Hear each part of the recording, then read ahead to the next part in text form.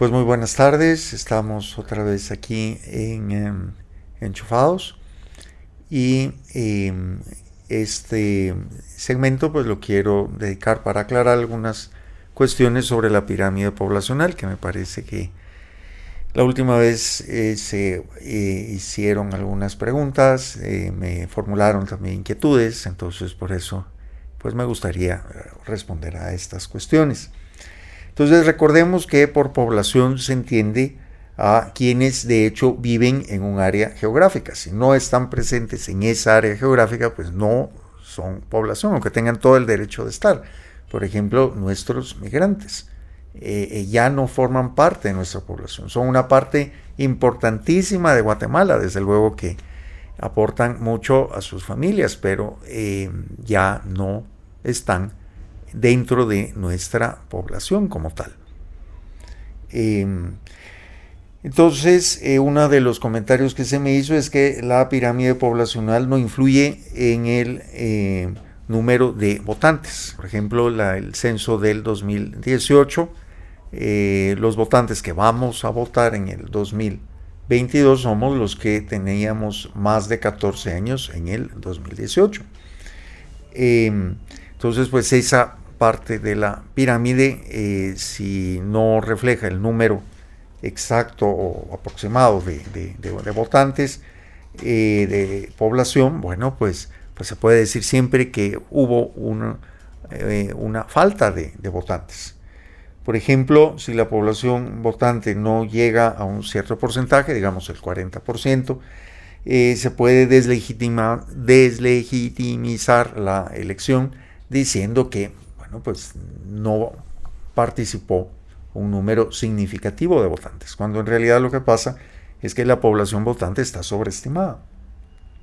Un indicio de cuántos votantes, cuántos guatemaltecos se encuentran fuera y que debería estar reflejado en la pirámide poblacional, insistimos, como un vacío, ¿verdad? Por lo menos tenemos ese vacío en nuestro corazón, nos faltan estos migrantes. Son los 10,000 millones de dólares que se han recibido como remesas en los primeros 6 meses del año 2022 aquí en Guatemala. Entonces, 1 millón de migrantes implica que cada migrante en promedio manda 10,000 dólares en 6 meses. Eso es bastante más que el salario mínimo en Estados Unidos. 2 millones de migrantes enviarían en promedio 5,000 dólares en esos 6 meses. Aún así, aunque eso ya estaría por debajo del salario mínimo, pues sería una cantidad bastante, ¿verdad? Entonces probablemente el número de migrantes que hay en Estados Unidos oscila entre el millón, ciertamente más del millón, y los 2 millones de guatemaltecos trabajando a destajo en Estados Unidos. También se me indicó que no estoy calificado para poner en duda los datos del censo proporcionados por el INE, el Instituto Nacional de Estadística de Guatemala. De hecho, yo no los pongo en duda, sino que los acepto con una mayor fuerza que el INE. El INE supone que los datos que recogió no son exactos ni completos. Por eso, de hecho, agrega un 9% más a la población recogida por los datos.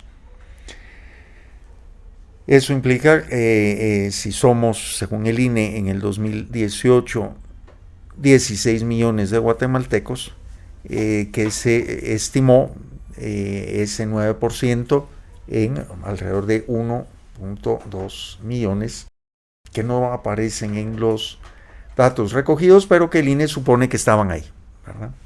De algún modo. Los datos recogidos por el INE arrojan que la población de Guatemala ya ha madurado, si no se toma en cuenta esa estimación del 9% que se agrega sobre todo en la base de la pirámide poblacional. Entonces se ve que la pirámide poblacional de Guatemala ya ha madurado, se ha estrechado esa base de la pirámide, que implica que cada vez hay menos niños. El INE no acepta sus propios datos, por eso extiende la base de la pirámide poblacional para reflejar una población infantil que ya no existe. La realidad es que nuestra población, y no solo la infantil, es mucho menor de la reportada por las estadísticas. ¿Qué consecuencias tiene todo esto?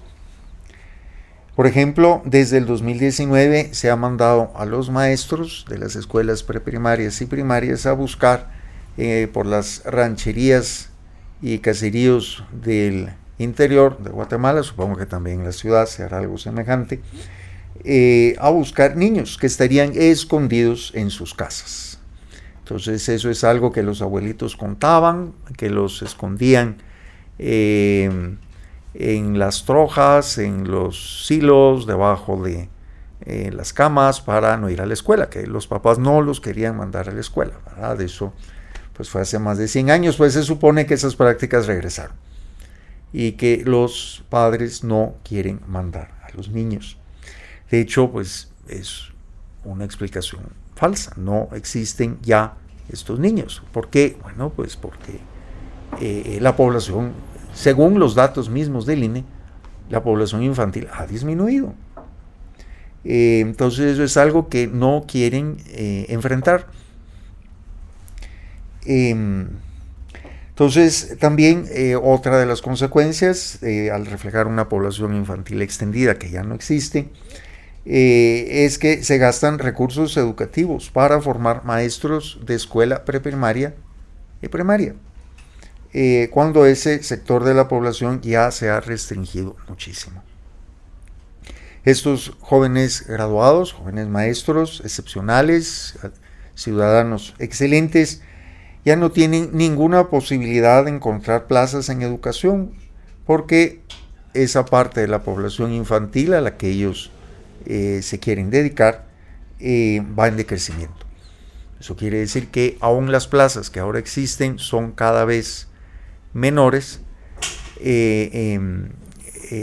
la población es cada vez menor a la que ellos atienden y por eso se reducen las escuelas, ¿verdad? Es algo que cualquier maestro se los puede decir, ¿verdad? Que el número de alumnos por clase ha disminuido muchísimo. Al contar como presentes a la población migrante, también muchos jóvenes, tanto hombres como mujeres, pues se infla ese segmento de la población. ¿Por qué se hace esto? Sobrenumerar nuestra población. Algo que se me ocurre, ¿verdad?, es que los cooperadores internacionales dan más ayuda al gobierno en la medida en que nuestra población parezca que es mayor.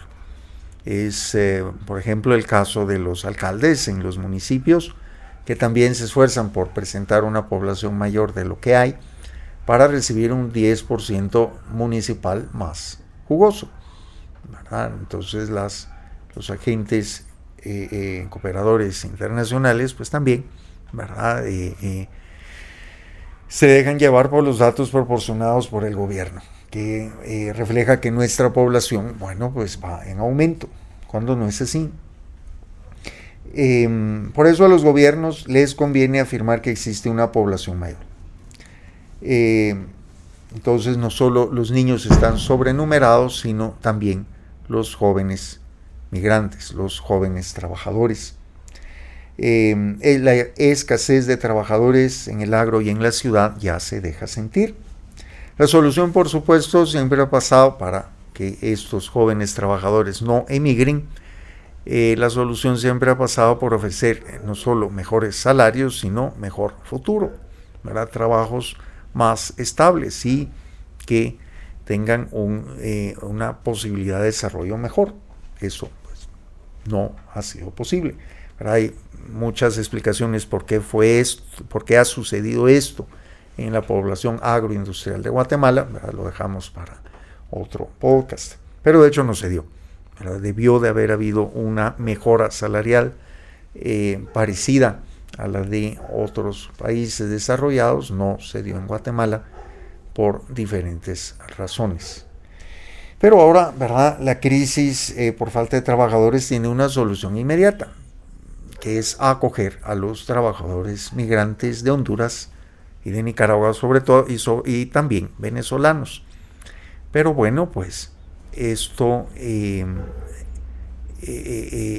gobierno, nuestro gobierno, tiene una política antimigración dura. No se ha dado cuenta por sus propias estadísticas de que lo que nos hacen falta son trabajadores en el campo y en la ciudad, en la industria y en el agro. Entonces, ¿qué es lo que hay que hacer? Bueno, pues dirigir a estos migrantes a esos puestos de trabajo que hacen falta muchísimo, y no ponerles, ¿verdad?, pues las frontera dura de nuestro país, ¿verdad?, que se queden del otro lado, sino aceptarlos, ¿verdad? Cada migrante es un tesoro, su país lo ha formado, lo ha educado, igual que nuestros migrantes que van hacia Estados Unidos, pues es una inversión que nosotros hemos hecho en los jóvenes, educándolos,